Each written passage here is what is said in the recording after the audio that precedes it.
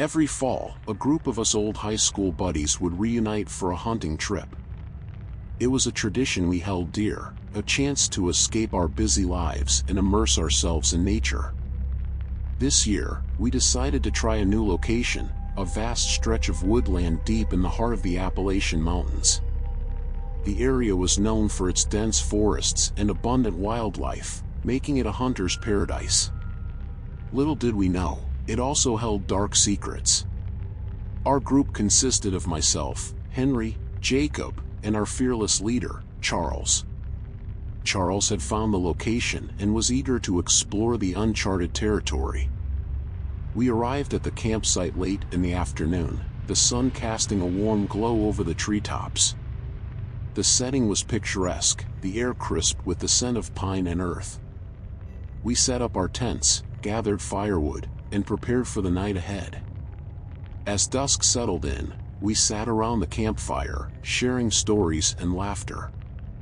The camaraderie was palpable, the crackling fire adding to the sense of warmth and security. As the night grew darker, the woods around us seemed to close in, the shadows deepening and the sounds of the forest growing more pronounced. We decided to call it a night and retreated to our tents. I found it hard to sleep, my mind wandering to the stories of old hunters who spoke of strange sightings in these woods. I eventually drifted off, only to be jolted awake by a rustling sound outside my tent. My heart raced as I strained to listen. The sound was faint but persistent, like footsteps on dry leaves. "Did you hear that?" I whispered to Henry, who was sharing my tent. "Yeah," he replied, his voice tense. "What do you think it is?" "I don't know." "Probably just an animal," I said, trying to convince myself as much as him. The footsteps grew louder, circling our campsite. We grabbed our flashlights and unzipped the tent, stepping into the cold night air. The beam of my flashlight cut through the darkness, revealing nothing but trees and shadows. The footsteps stopped, replaced by an eerie silence. Charles and Jacob emerged from their tent, equally concerned. "What's going on?" Charles asked, his voice low. "We heard something," I explained.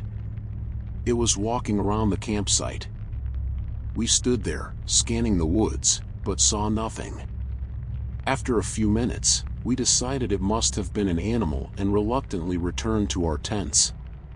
Sleep didn't come easily, and I lay awake, listening for any sign of movement. The next day, we set out early to explore the area. The forest was beautiful in the daylight, sunlight filtering through the canopy and casting dappled shadows on the forest floor. We split into pairs, Charles and Jacob heading north while Henry and I went south. As we ventured deeper into the woods, an uneasy feeling settled over me. The further we went, the more the forest seemed to close in, the trees growing thicker and the shadows darker. Henry and I found a clearing and decided to take a break. As we sat there, the sound of branches snapping caught our attention. We looked up to see a figure moving through the trees, just on the edge of our vision. It was tall and dark, its movements deliberate and slow. "Did you see that?" Henry asked, his eyes wide with fear. "Yeah," I replied, my heart pounding. "What the hell is it?" We watched as the figure disappeared into the trees, leaving us with a sense of dread. We decided to head back to camp, our excitement for the hunt replaced by a growing fear. When we reached the campsite, we found Charles and Jacob already there, their faces pale. "We saw it too," Charles said before we could even ask. "Something's out there, and it's not an animal." We spent the rest of the day on edge, our senses heightened by the strange encounter. As night fell, the tension grew. We sat around the fire, our conversation subdued, each of us lost in our own thoughts. The woods seemed to hum with anticipation, the silence heavy and oppressive. That night, the footsteps returned, louder and closer than before. We gathered around the fire, our rifles at the ready, straining to see through the darkness. The footsteps circled us, accompanied by a low, guttural growl.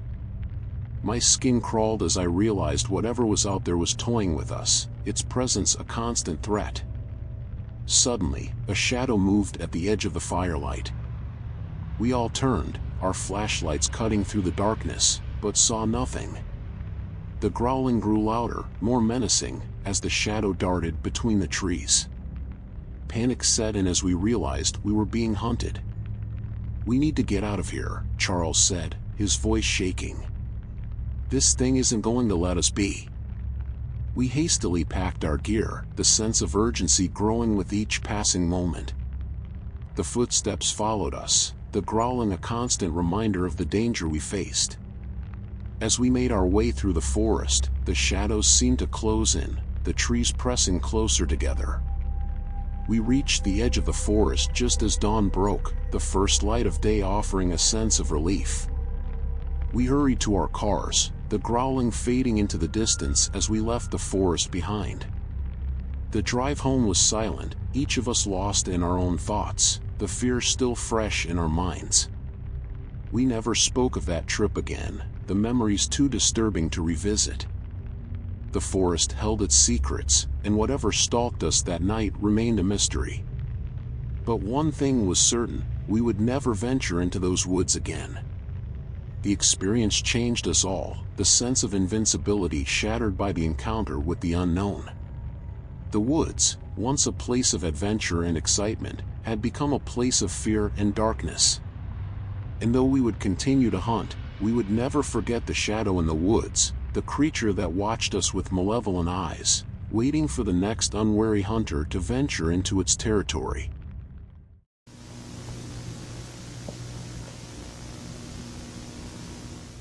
Hunting had always been a bonding experience for my family, especially for my dad, my Uncle Bill, and me. Every fall, we would retreat to a hunting cabin nestled deep in the mountains, far from the reach of cell service and the stress of daily life. The cabin, a relic from the early 1900s, had been in our family for generations, standing as a testament to countless hunting trips and family memories. This year, however, would be one we'd never forget. We arrived at the cabin late in the afternoon, the sun casting long shadows across the dense forest that surrounded us. The cabin, with its weathered wood and creaking porch, seemed to welcome us with open arms. The air was crisp, and the scent of pine mingled with the faint smell of the wood-burning stove inside. After unloading our gear, we set about preparing for the evening. Uncle Bill and Dad chopped firewood while I arranged our supplies inside. The interior of the cabin was rustic but cozy, with a stone fireplace, worn leather furniture, and hunting trophies adorning the walls. Despite the comforting familiarity, there was an underlying sense of unease that I couldn't shake.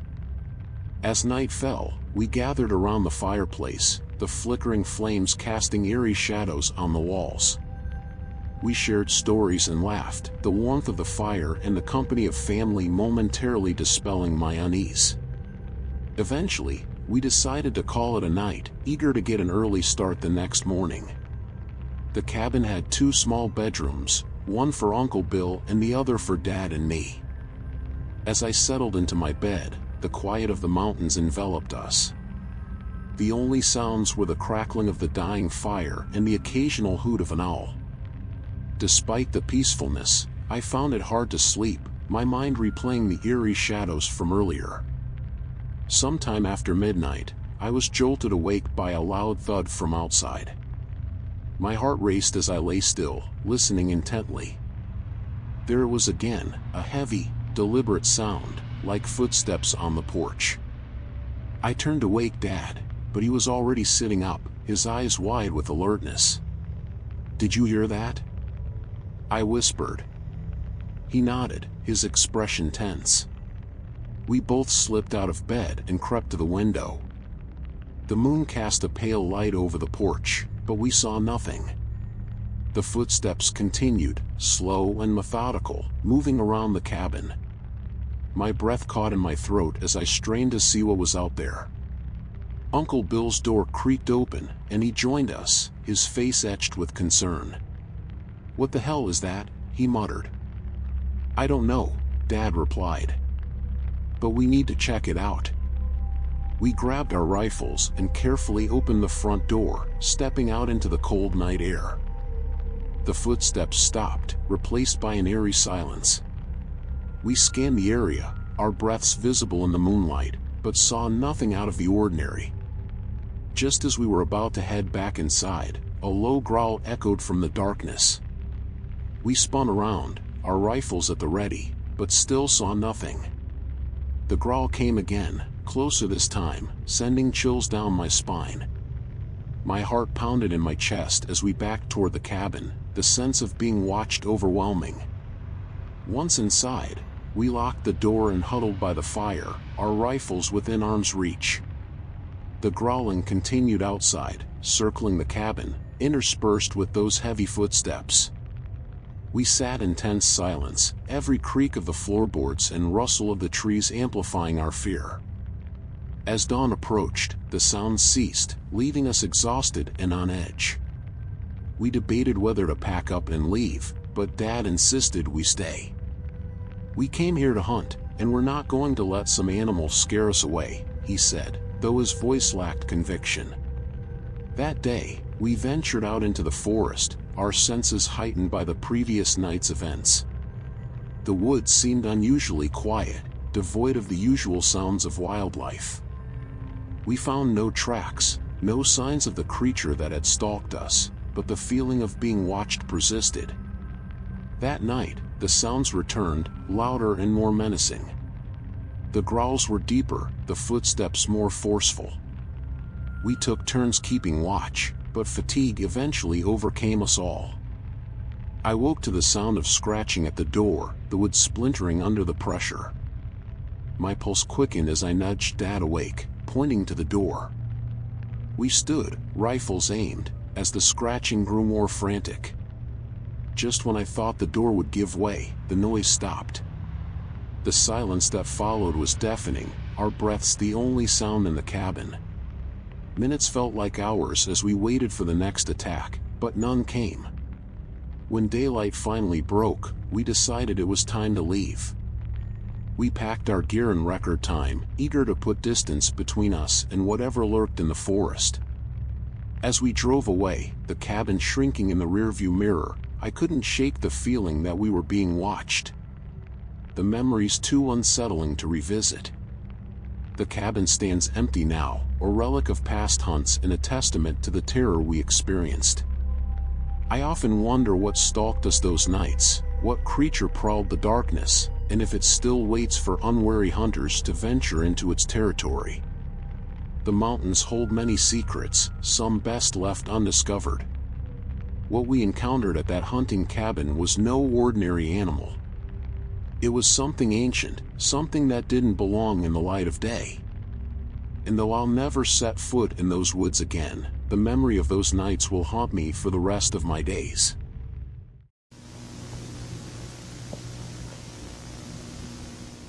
Hunting had always been a cherished tradition in our family, and every fall, a group of us would head out to one of the national parks for a weekend hunting expedition.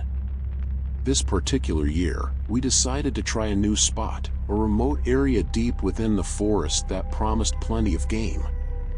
Little did we know, it also promised something far more sinister. I remember the drive up to the park, the excitement palpable among us. There were 5 of us, my dad, my uncle Mike, my cousin Jake, my younger brother Tom, and me. The forest was dense, the trees towering above us, their leaves a vibrant mix of oranges and reds. It was beautiful, but there was an unsettling feeling I couldn't shake as we drove deeper into the wilderness. We arrived at our designated camping spot in the late afternoon and quickly set up our tents. The area was perfect, isolated and serene, with a small clearing for our campsite and a nearby stream for fresh water. As the sun began to set, we gathered around the campfire, cooking dinner and sharing stories. The laughter and camaraderie helped ease my unease, and soon, the forest felt like a welcoming, albeit mysterious, place. After dinner, we decided to turn in early to get a head start on hunting the next morning. The forest at night was a different beast altogether. The sounds of wildlife were amplified, every rustle and snap sending a jolt of anxiety through me. Despite the unease, I managed to fall asleep, lulled by the steady rhythm of the forest. The next day started like any other hunting trip. We split into pairs, Dad with Uncle Mike, Jake with Tom, and me on my own. We planned to cover as much ground as possible and meet back at the campsite by noon. As I ventured deeper into the forest, I was struck by its stillness. There were no sounds of birds or rustling leaves, just an eerie silence that hung heavy in the air. I found a good spot near a cluster of trees and settled in, my rifle at the ready. Hours passed with no sign of game, and the forest remained unnervingly quiet. Just as I was about to give up and head back to camp, I heard it, a faint rustling in the bushes to my left. My heart leapt with excitement and I raised my rifle, scanning the area for any sign of movement. The rustling grew louder, closer, but I saw nothing. Suddenly, the bushes parted and out stepped a deer, its eyes wide and frantic. It stared at me for a moment before bolting, disappearing into the trees. I lowered my rifle, disappointed but intrigued. Something had spooked the deer, and I intended to find out what. As I stood to investigate, a cold shiver ran down my spine. I felt eyes on me, watching, waiting. I turned slowly, my eyes darting through the trees, but saw nothing. The feeling of being watched persisted, growing stronger with each passing minute. I decided it was time to head back to camp, the sense of unease now a tangible weight on my shoulders. I hurried through the forest, the feeling of being followed never leaving me. Every now and then, I'd catch a glimpse of movement out of the corner of my eye, but when I turned to look, there was nothing. By the time I reached the campsite, I was breathless and on edge. The others were already there, their faces mirroring my own unease. "Did you see anything?" Dad asked as I approached. I shook my head. "Just a deer, but something spooked it. I think there's something out there." The rest of the day passed in a blur of tension and anxiety. We stayed close to the campsite, the sense of being watched never leaving us. As night fell, we huddled around the campfire, the flames casting long shadows that danced eerily on the trees. Suddenly, there was a noise, a low, guttural growl that seemed to come from all around us. We jumped to our feet, our rifles at the ready, but saw nothing. The growl came again, louder this time, sending chills down my spine. "What the hell is that?" Jake whispered, his voice trembling. We stood in silence, straining to hear. The growl faded, replaced by the sound of footsteps crunching through the underbrush. They were slow and deliberate, circling our campsite. Panic set in, and we backed closer to the fire, our eyes darting through the darkness. Then, just as suddenly as it had started, the noise stopped. The forest fell silent once more, the tension hanging heavy in the air. We stood there for what felt like hours, waiting for something to happen, but the night remained eerily calm. Finally, Dad spoke. "We're leaving at first light. Stay close and keep your rifles ready." None of us got much sleep that night. The fire burned low, casting flickering shadows that played tricks on our minds. Every sound, every movement sent us into high alert, but nothing happened. As soon as dawn broke, we packed up our gear and headed for the trucks. The forest seemed to close in around us, the feeling of being watched never leaving. We moved quickly, our senses on high alert, but the journey back was uneventful. We never did find out what stalked us that night. Some of the guys believe it was just our imaginations running wild, but I know better. There was something in that forest, something that watched and waited, something that didn't belong in the realm of the natural. To this day, I can't shake the feeling of those eyes on me, watching from the shadows. The forest may seem like a place of peace and solitude, but beneath its surface lies something far more sinister, something that waits for the unwary to venture too far into its depths.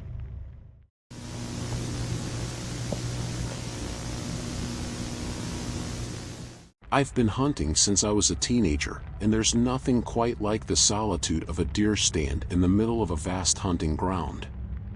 Last fall, I decided to take a weekend off from the city's chaos and head to a secluded deer stand I knew well.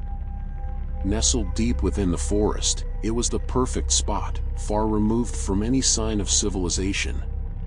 Little did I know, this trip would change how I viewed those woods forever. I arrived early in the morning, the sun just beginning to peek through the dense canopy. The forest was alive with the sounds of nature, birds chirping, leaves rustling in the gentle breeze, and the occasional scurrying of small animals. I parked my truck a mile away from the stand and trekked through the underbrush, savoring the fresh, crisp air. It was going to be a good day, I thought. Setting up in the deer stand, I made sure I had everything I needed: my rifle, binoculars, a thermos of coffee, and a few snacks.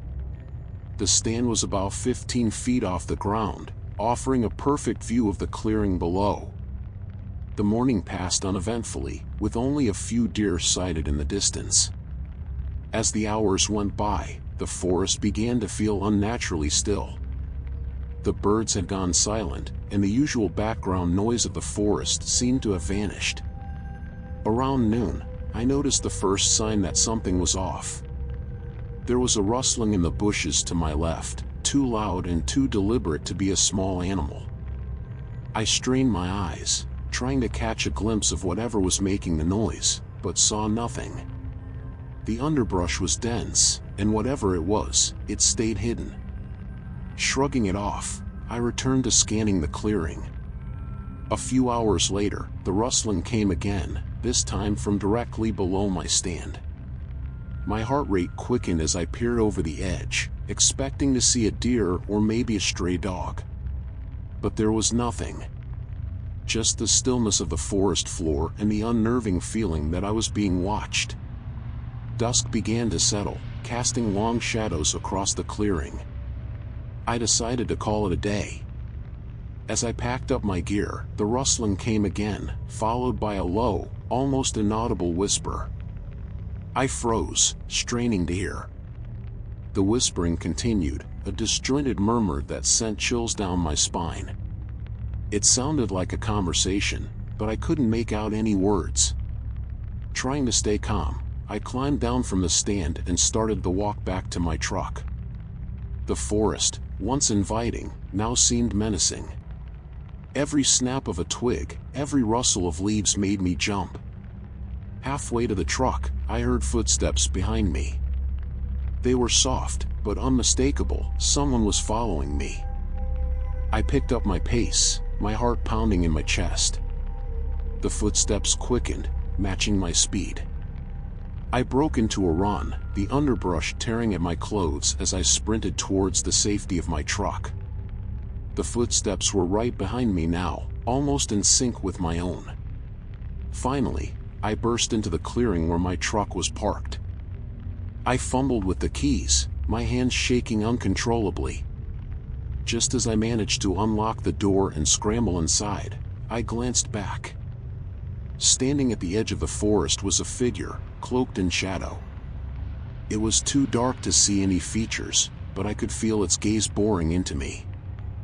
I slammed the door shut and locked it, my breath coming in ragged gasps. The figure didn't move, just stood there, watching. I started the engine and floored it, gravel flying as I sped down the dirt road. The figure faded into the distance, but the fear lingered. That night, I couldn't sleep. Every time I closed my eyes, I saw the shadowy figure. The forest, which had always been a place of peace and solitude, now felt like a place of hidden dangers. The next morning, I reported the incident to the local authorities. They searched the area but found no signs of anyone else being there. No footprints, no evidence, nothing. To this day, I can't shake the feeling that something was out there, something not quite human. I haven't returned to that deer stand since. The forest may look peaceful, but now I know that sometimes it hides secrets that are better left undiscovered.